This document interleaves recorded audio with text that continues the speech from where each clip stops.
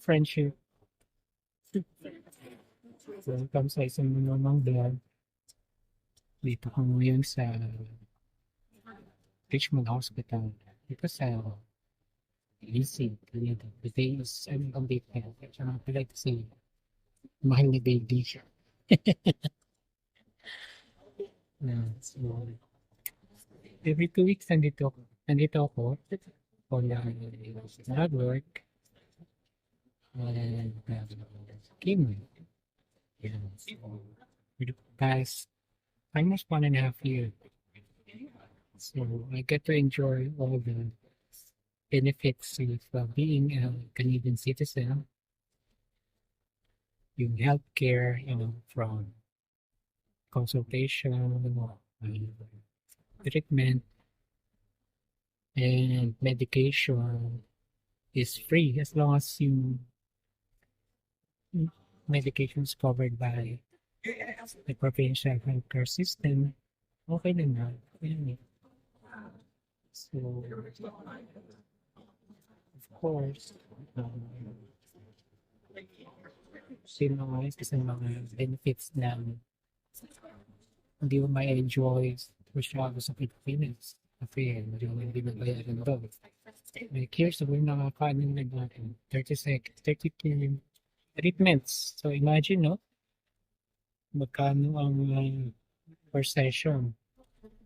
Including CT scans, PET scan every 3 months. Last, I get to enjoy yung free parking. Pagka cancer patient ka dito, meron kang parking pass unlimited or meron lang siyang every quarter, nire-renew mo yung code. Pero libre siya. Specific yun sa mga chronic patients. So far, okay naman ako. I think nag-work yung treatment. And papahinga lang sandali kasi naglakad kami from home. It is only about 20 minutes leisurely walk from home. So malapit lang. And so hindi kailangan transit or drive. Exercise na rin. Napakaganda ng weather today. May 8, I believe today is May 8. So mamaya, punta ako sa laboratory. And then, punta ako sa cancer clinic to get my weight.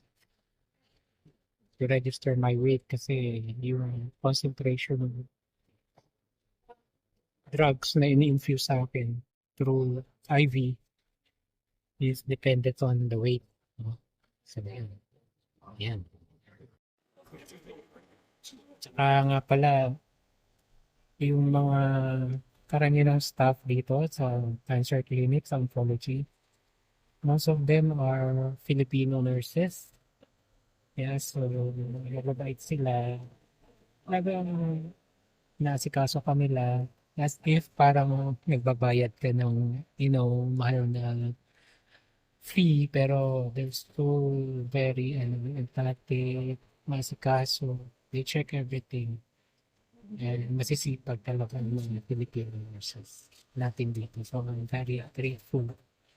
Dito sa Canada talaga asset ang mga Filipino when it comes to healthcare. Dito tayo ngayon sa yan si mahal na baby. Kasi kami ng sinigang na buto-buto. So, kami ng mga kulay.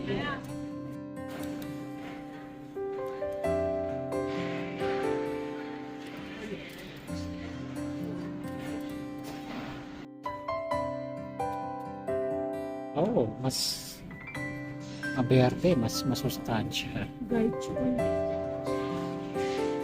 Yan.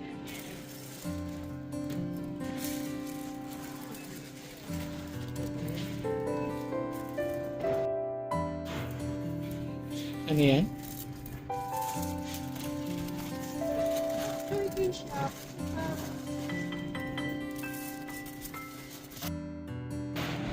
Ito parang maganda pa. Sige. Special siya. si mahal na baby. Ito, mga friendship. Ganting labanos. Ano ba yun? Kale. Kale? Kale, organic oh. Pwede rin ito siguro, no? Ano? Ano na lang kaya? Pwede rin. Kaya. Uulan. Sige, gusto mo, yan na lang. Balik mo yung ano. Yan, kamatis. Siguro mga dalawa. Ha? Dalawa. Dalawang piraso. Ito, kamatis sa Pilipinas. Medyo. Mahal ah. Medyo ano na siya. 99. Grape tomato. Ito. Cameo cherry tomato on vine. 6.99. Kapiliin natin yung mga medyo ano siya. Okay, so kailangan labanos eh. No? Walang labanos dito na. Meron malaking labanos. Hindi dito. Sa akin daw. Kasi meron kaming Bibi, dumidikit peanut butter sa pa. Ay, uy, bawal daw dumikit sa germs. Sabi ni mahal na baby. Ingat-ingat lang. Cupay. Labanos? Hindi. Ano yun eh. Ang ano yun, yung parang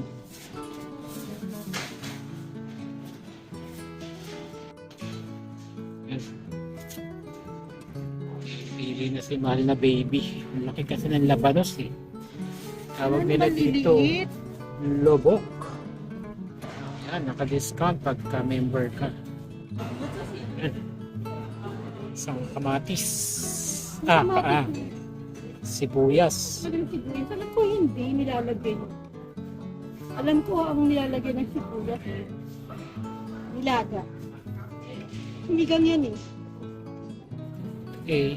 Dapat ano,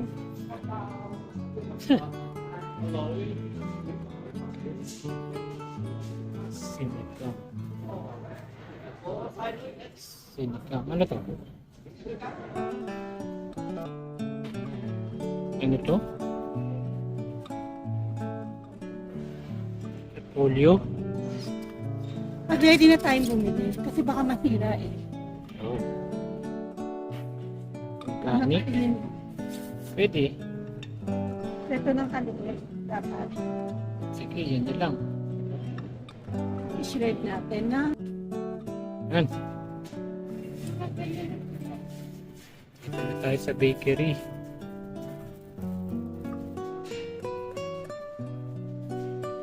Kami ng pang-almusal.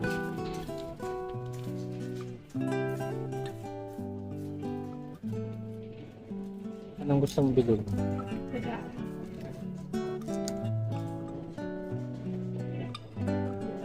Fresh bake.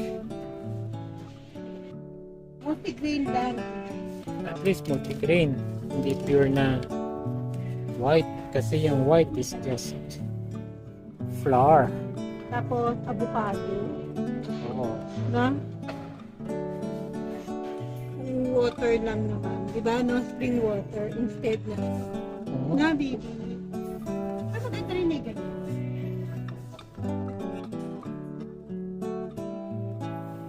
Yun. Medyo si mahal na baby ng diapers niya. Ayan. Ayan. Nabayad na kami.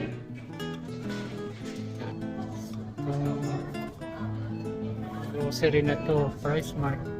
Just 10 minutes walk from our place. Very convenient, diba? Hindi kailangan mag-drive. Yun yung advantage pag nakatira ka sa downtown. Accessible lahat. Hospital, grocery. Yung tubig mo. Tama na po yan. Yan. Hindi na kami nububi. Hindi ko tayo naman. Hindi ko kasi alam kung paano ko kaya ano eh. Hindi kilala siya. Ito na kami mahal na baby. Lalakad na kami pa uwi. Lang sa lapit lang. Marami Yung fans doon. Dami rin nag-work ng mga ano doon eh. Filipino. Daming fan, daming kakilala. Sa work ni Baby. Tatakbo na ako na M&A para... Naraw siya ng Ano LA. ko sinta nila? Halika na. Ayan, patakin na kami. Kasi Baby eh. Dami tong fans eh. Yeah, it's a beautiful day. Yan.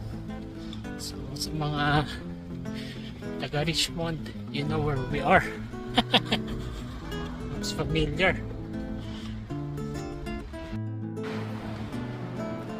So, tuloy lang po ang lakad.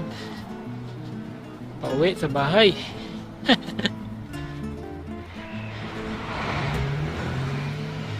Maganda ng panahon today. Masyadong mainit. Kasi masyadong malamig. Yan, no? As you can see, lapad ng sidewalk. Sidewalk pa lang po yan.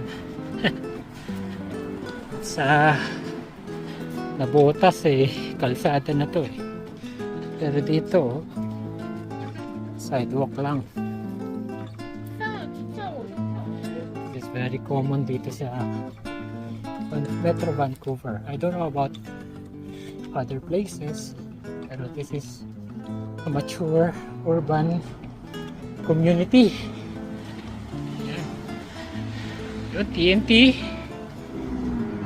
Ayan yung mga famous na Asian supermarket. Yan, Lansdowne Mall. Yan. So ayan, dito na kami sa house. Yan, dito kasi dala kami sariling supot kasi dito bawal ang plastic, pero itong mga plastic na to recyclable. Anyway, so ang bill natin sa grocery kanina eh 41.54. Ayan. Yan, welcome po sa kauna-unahang vlog. Ako nga pala si Kuya Hermie. Hermie na lang po ang itawag nyo sa akin. And married with my baby, Angela. We are 17 years experience in Canada. So, matagal na kami dito. Or relatively matagal na. And nandito tayo ngayon sa maliit na property na nakuha namin 5 years ago. So, meron kaming sariling patio, which is a blessing, which is very rare. Yeah, so by the way, dumating kami dito sa Canada, landed PR noong 2008.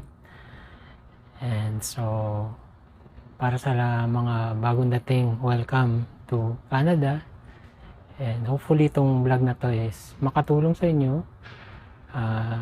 We just wanted to share yung experience namin, yung mga challenges, lalo na ngayon, na meron akong health issue. Yan, so, marami nagsasabi, mukha naman daw akong walang sakit. But actually, I was diagnosed in November 2023 with a very chronic disease, yung cancer. And hanggang ngayon tuloy-tuloy yung aming treatment. As you can see, meron ako ditong tinatawag na port, no, sa catheter. So, dyan pinapadaan yung chemo. Kasi yung chemo is bi-weekly. And kasi itong port na to is directly, meron yung tube na nakakonect yan sa malaking vein ng heart natin. And then from there, from the heart, dinidistribute niya sa buong katawan natin, no? To kill the rapidly dividing cancer cells. Yan. So ngayon, I am on disability leave. A long-term disability leave. Isa yun sa mga na-enjoy kong benefit dito sa company ko. By the way, my background is in engineering. Hindi na ako nag-register dito sa Canada, but I could say na yung position ko sa company is middle or upper management na. So, it's quite a blessing na hindi na natin kailangan kumuha ng certification. Although it's always an option, it's always an open option. So I've been with that company mga 15 years. No? So isa pa sa mga na-enjoy kong benefit is yung tinatawag na CPP, yung Canadian Pension Plan. Meron pong tinatawag na Canadian Pension Plan for Disability. Yan. So, meron kang part na nakukuha ka sa government if you are qualified. Kumbaga sa Pilipinas, kung naghuhulog ka ng SSS, so, I don't know, I'm no longer familiar with the social security system sa Pilipinas. But dito kasi merong ganon. Yung CPP, para yun sa mga, for your retirement, you can avail it early, 60 or 65 years old, or even 70 years old. But in my case, I was qualified because yung diagnosis sa akin is very grave disease, no? Hindi lahat ng sa edad ko nakaka-avail agad ng CPP. So I'm very thankful sa Panginoon na nagkaroon tayo ng ganong benefits. Ayan, so a brief introduction about us, and hopefully we can share more sa mga susunod pang mga video. And thank you for watching this video. I hope it will help you in the long run, and God bless.